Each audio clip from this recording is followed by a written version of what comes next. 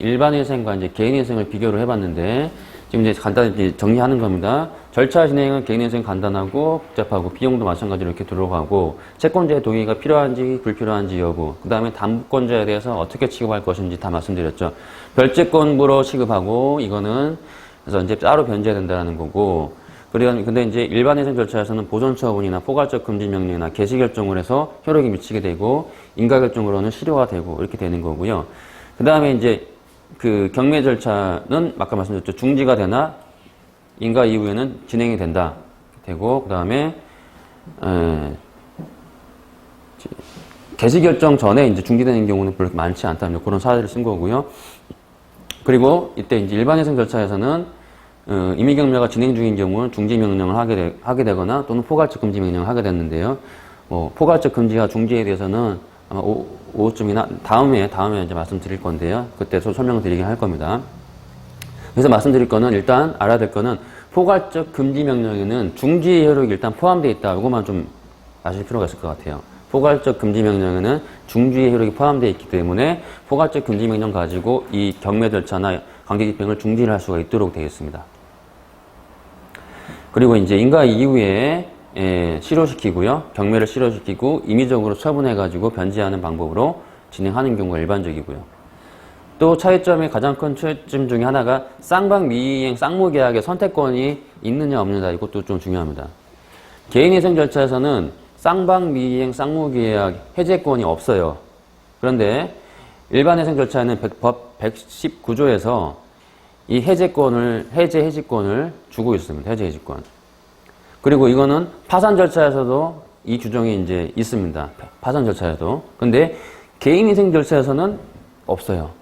예. 근데 이제 이걸 또 사례에서 적용해가지고 하는 경우들도 의외로 이제 있어요. 요 쌍방 미이행 쌍무계약 해제권을 적용하는 경우들이 있더라.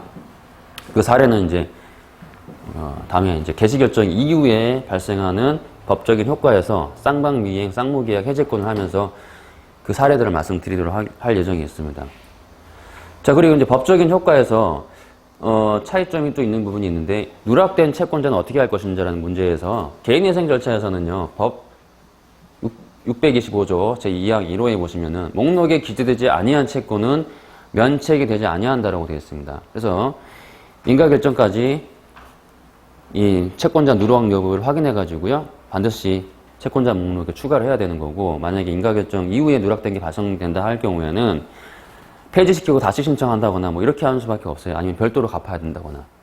그런데 이제 일반회생 절차에서는 보다 강력한 효력이 있습니다. 법 251조에는 회생계획에 인정되지 아니하는 채권에 대해서 책임을 면한다라고 되어 있어요. 책임을 면한다. 그래서 실효가 됩니다. 채권이 실효가 됩니다.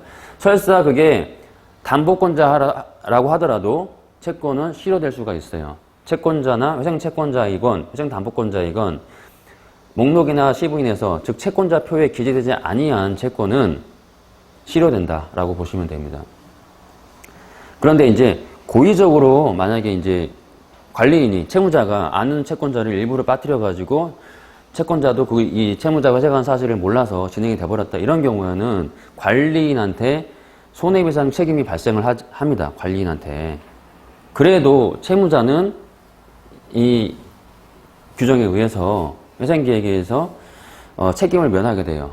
관리인이 책임을 지지만 관리인이 책임을 지는 거지. 아무튼 뭐 고의적으로 누락시키는 사람이 이제 책임을 지는 건데, 그게 관리인입니다. 일반적으로는 관리인이 책임을 지는데, 보통 요즘에는 뭐 채무자가 관리인이기 때문에 채무자가 법률상 관리인이 되기 때문에 어차피 그게 그거다라고 볼 수는 있는데, 법적으로는 좀 다른다고 보시면 돼요. 경우에 따라서는 관리인과 채무자가 다른 경우도 있을 수가 있기 때문에 그렇습니다.